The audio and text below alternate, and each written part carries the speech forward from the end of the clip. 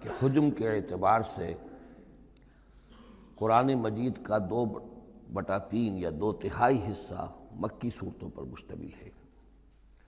اور لگ بھگ 1/3 ہے کہ جو مدنیات پر مشتمل ہے۔ البتہ قرآن حکیم میں مکی اور مدنی صورتوں کے جو 7 گروپ ہیں، ان میں سے چونکہ پہلے گروپ کی مکی صورت سورہ فاتحہ ہے، حجم کے اعتبار سے بہت ہی چھوٹی، کل 7 آیات پر مشتمل، اگرچہ معنوی اعتبار سے بہت عظمت کی حامل ہے، بڑی فضیلت کی حامل ہے، تاہم یہ کہ وہ سورہ مبارکہ ایسی ہے کہ وہ مکی مدنی کی تقسیم سے بھی اعلیٰ ہے، ارفع ہے، بلندتر ہے۔ اس حوالے سے اگر دیکھا جائے تو قرآن حکیم میں اس تقسیم کے اعتبار سے مکی اور مدنی صورتوں کے گروپ کے اعتبار سے مکی صورتوں کے 6 گروپ بنتے ہیں، یعنی پہلے گروپ میں نہ ہونے کے برابر۔ پہلا سائزیبل جو جوڑا ہے وہ یہ ہے جو سورہ انعام اور سورہ اعراف پر مشتمل اب ہم شروع کرنے چلیں۔ بعض باتیں تو آپ جان لیجئے کہ مکی اور مدنی صورتوں کے مضامین میں جو بنیادی فرق ہے،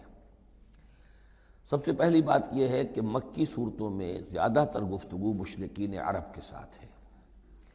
اور مکی صورتوں کا جو اصل مضمون ہے وہ توحید ہے، توحید کا اثبات، شرک کی نفی۔ اس کے ساتھ جو دوسرے ایمانیات ہیں، ایمان بالآخرہ، ایمان بالرسالت، جو اس کے ساتھ لازمی جڑے ہوئے ہیں، تو اصل مضمون جو ہے مکی صورتوں کا وہ ایمانیات ہیں، اور اس میں زیادہ تر جو خطاب ہے وہ مشرکین عرب کی طرف ہے، جبکہ مدنی صورتوں میں زیادہ تر خطاب جو ہے یا تو مسلمانوں سے بحیثیت امت مسلمہ ہے۔ مکی صورتوں میں مسلمانوں سے خطاب براہ راست بہت کم ہے، بہت کم ہے، اور ہے بھی تو بالواسطہ ہے، یعنی حضور سے خطاب کیا جاتا ہے واحد کے صیغے میں، اور گویا کہ آپ کے ذریعے سے مسلمان مخاطب ہیں۔ اصل رد و قدح جو ہے، جو گفت و شنید ہے، رد و قدح ہے، بحث و نزاع ہے، وہ سب کی سب مشرکین سے ہے، مشرکین عرب سے۔ لیکن یہ کہ جو مدنی صورتیں ان میں براہ راست خطاب امت مسلمہ سے ہے، اور یہ کہ اس کے ساتھ ہی اہل کتاب، جیسا کہ ہم دیکھ چکے ہیں، یہود اور نصارہ، ان کے بارے میں مفصل گفتگویں، ان سے خطاب ملامت کے انداز میں بھی، دعوت کے انداز میں بھی، ترہیب کے انداز میں بھی، ترغیب کے انداز میں بھی۔ پھر یہ کہ مدنی صورتوں میں منافقین سے خطاب ہے، جبکہ پورے مکی قرآن میں نفاق کا ذکر شاید کسی ایک جگہ پر آپ کو مل جائے گا، وہ بھی بہت ہی جو سمجھیے غیر نمایاں طور پر، اس لیے کہ مکی دور میں یہ نفاق کا مرض موجود نہیں تھا۔ اہل مکہ بڑے سخت لوگ تھے، لیکن ان میں ایک بات موجود تھی، یعنی کردار کی یہ بات ان کے اندر اچھی تھی کہ جب مانتے تھے تو پوری طرح مانتے تھے، اور نہیں مانتے تھے تو پھر ان کی مخالفت بھی بہت شدید ہوتی تھی۔ البتہ پھر یہ کہ وہ مخالفت بھی کھلم کھلا ہوتی تھی، اس میں یہ کہ وہ چال بازیاں، ریشہ دوانیاں یا اور اس طریقے سے سازشیں کرنا، یہ نہیں، کھلم کھلا بات، اور جب ایک دفعہ زبان دے دی تو پھر زبان پر پورے اترتے تھے۔ جبکہ یہ جو لوگ مدینے میں آباد تھے، اوس اور خزرج کے، چاہے وہ اصل عرب لوگ تھے، لیکن وہ بھی چونکہ یہودیوں کے زیر اثر رہے تھے،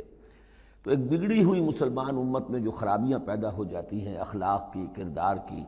وہ جو ہیں ان میں یہود میں تو بتمام و کمال تھی، اور ان کے زیر اثر یہ کمزوریاں جو ہیں کسی نہ کسی درجے میں اوس اور خزرج کے لوگوں میں بھی موجود تھیں۔ مکی صورتوں کا دوسرا مضمون جو ہے، اور مدنی صورتوں کا اس کے تقابل میں، وہ یہ ہے کہ مکی صورتوں میں عام اخلاقیات کی بات ہوگی، سچ بولنے کی تاکید ہوگی، جھوٹ بولنے کی مذمت ہوگی،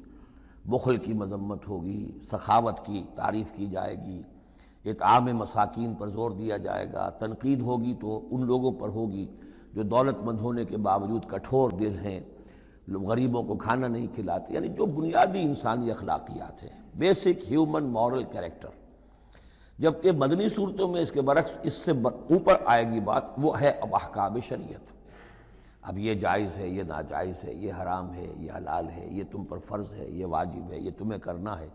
تو یہ گویا کہ ایک اور فرق ہے کہ جو ان دونوں کے مابین آپ کو ملے گا۔ تیسری بات یہ ہے کہ مکی صورتوں میں رسولوں کے حالات بڑی تفصیل کے ساتھ آئے ہیں، لیکن تقریباً یوں سمجھیے کہ بتکرار و اعادہ اس میں جو اصل بات آتی ہے وہ یہ ہے کہ اللہ تعالیٰ نے جس قوم کی طرف بھی اپنے کسی رسول کو بھیجا، پھر یہ کہ اس رسول نے اپنی امکانی حد تک محنت کی، مشقت کی، حق کی دعوت پہنچا دی، حق کو مبرہن کر دیا، بات واضح ہو گئی،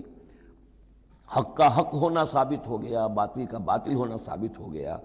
پھر بھی اگر وہ قوم اڑی رہی اور اس نے رسول کی دعوت کو نہ مانا، اس پر ایمان نہ لائی، تو پھر وہ نسیم منسیہ کر دی گئی، پھر اس کو ساتھ کوئی رعایت نہیں ہوئی، اس کو ختم کر دیا گیا، عذاب استیصال، کہ اس قوم کی جڑ کاٹ دی گئی، قطع دابر القوم الذین ظلموا، جڑ کاٹ دی گئی اس قوم کی کہ جنہوں نے ظلم اور کفر کی روش اختیار کی۔ یہ خاص مضمون ہے کہ جو مکی صورتوں کا ہے۔ تو یہ تو ہیں عام مضامین کے جو ان صورتوں کے اندر آپ کو ملیں گے، جو 2/3 جو ہے حجم کے اعتبار سے۔ اب آپ دیکھیے کہ ہم تقریباً کیا بلکہ یوں سمجھیے کہ 5ویں حصے سے زائد پڑھ چکے ہیں قرآن کا، 6.25 پارے ہم پڑھ چکے ہیں، تو 1/5 سے زیادہ پڑھ چکے ہیں۔ ابھی تک کوئی مکی صورت سوائے سورہ فاتحہ کے نہیں آئی۔ یہ مضامین جو میں آپ کو گنوا رہا ہوں یہ اس لیے کہ اب پہلی مرتبہ یہ سورہ انعام میں ایک بالکل بدلی ہوئی کیفیت میں آپ اپنے آپ کو پائیں گے، جو میں نے کل کہا تھا کہ ابھی تک ہم مدنی جنت میں تھے، اب مکی جنت میں اب ہمارا داخلہ ہو رہا ہے۔ تو اس میں ان 6 گروپوں کے اندر جو میں نے بتایا ہے ایک اور فرق بھی ہے کہ 2 گروپ ملا کر جو آخری 2 گروپ کی صورتیں ہیں ان میں زیادہ زور جو ہے ایمانیات میں سے آخرت پر ہے، بعث بعد الموت، حساب کتاب، جزا و سزا، جہنم اور جنت۔ درمیانی 2 گروپ کی مکی صورتوں میں زیادہ زور توحید پر ہے، اور یہ جو پہلے 2 گروپ ہیں جن میں 2 صورتیں تو یہ شامل ہیں جو سورہ انعام اور اعراف ہیں، اور پھر 14 صورتیں ہیں مسلسل سورہ یونس سے لے کر سورہ مومنون تک۔ وہ طویل ترین حصہ ہے قرآن مجید کا، مکی قرآن کا، کہ 7 پارے تک مسلسل جو ہے مکی صورتیں چلیں گی۔ ان صورتوں میں زیادہ زور رسالت پر ہے۔ جو بات میں نے ابھی عرض کی تھی کہ رسول کی بات اگر نہ مانی جائے تو پھر قوم تباہ و برباد کر دی جاتی ہے۔ نبی کا یہ معاملہ نہیں ہے، نبی کی حیثیت ایسی ہوتی جیسے اولیاء اللہ ہیں، ان کی بات جس نے مان لی اس کو فائدہ ہو گیا، نہیں مانی اس کو نقصان ذاتی طور پر ہو جائے گا، لیکن پوری تباہی اور قوم کی ہلاکت نہیں ہوا کرتی تھی۔ عام اولیاء اللہ اور انبیاء میں فرق یہ ہے کہ عام اولیاء اللہ پر وحی نہیں آتی، انبیاء پر وحی آتی تھی، بس اس سے زیادہ فرق ان کے مقام اور مرتبے میں نہیں ہے۔ لیکن یہ کہ رسول بنا کر جس کو بھیج دیا جائے وہ پھر اللہ تعالیٰ کی عدالت بن جاتا ہے کہ اب تو جو اس کو مانے گا اس کے لیے خیر ہے، جو نہیں مانے گا اس کے لیے پھر ہلاکت ہے۔ تو یہ مضامین ہے۔ باقی یہ کہ مکی صورتوں میں پھر جو جوڑے ملیں گے آپ کو، جیسے یہ جوڑا ہم پڑھ رہے ہیں انعام اعراف، اس کے بارے میں ایک بات میں آپ کو کل بتا چکا ہوں کہ جب بات ہوتی ہے اللہ تعالیٰ کو منوانے کی، اللہ تعالیٰ کی معرفت آپ کو حاصل ہو جائے، تو اس کے 2 راستے قرآن اختیار کرتا ہے۔ ایک التذکیر بآلاء اللہ، یہ وہی لفظ ہے فَبِأَيِّ آلَاءِ رَبِّكُمَا تُكَذِّبَانِ، اللہ کی نعمتیں، اللہ کی صناعی، اللہ کی قدرتیں، اور اس کے حوالے سے تذکیر اور یاد دہانی اور ایمان کے حقائق کو انسان کے جو قلب کے اندر مضمر ہیں لیکن ڈورمنٹ ہیں، سوئے ہوئے ہیں، ان ایکٹیو ہیں، انہیں اجاگر کرنا۔ اور دوسرا حصہ جو ہوتا ہے التذکیر بایام اللہ، جو رسولوں کو جن قوموں کی طرف بھیجا گیا اور ان کی قوموں نے ان کی بات کو ماننے سے انکار کیا تو جو ان کو نسیم منسیہ کیا گیا، یہ بڑے بڑے اللہ کے دن ہیں۔ ایک مقام پر قرآن میں ہم خود پڑھیں گے فذکرہم بایام اللہ، اے نبی ان کو ذرا نصیحت کیجئے ایام اللہ کے حوالے سے کہ کیا کچھ بیتا ہے قوم نوح پر اور قوم ہود پر اور قوم صالح پر اور قوم شعیب پر اور قوم لوط پر اور آل فرعون پر، وہ ساری باتیں ان کو بتائیے، مبادا یہ کسی غلط فہمی میں ہو، اگر یہ بھی آپ کی بات نہیں مانیں گے اور آپ کی دعوت کو قبول نہیں کریں گے تو ان کا انجام وہی ہوگا۔ تو آپ دیکھیں گے کہ سورہ انعام جو ہے اکثر و بیشتر التذکیر بآلاء اللہ پر مشتمل ہے، اور سورہ اعراف جو ہے وہ التذکیر بایام اللہ پر مشتمل ہے، اور عام طور پر یہی آپ کو تقسیم مکی صورتوں کے جوڑے بننے کے اندر یہ بات نمایاں نظر آئے گی۔ دین کی بات پھیلانا صدقہ جاریہ ہے، ثواب کی نیت سے ویڈیو کو شیئر ضرور کیجیے۔ جزاک اللہ۔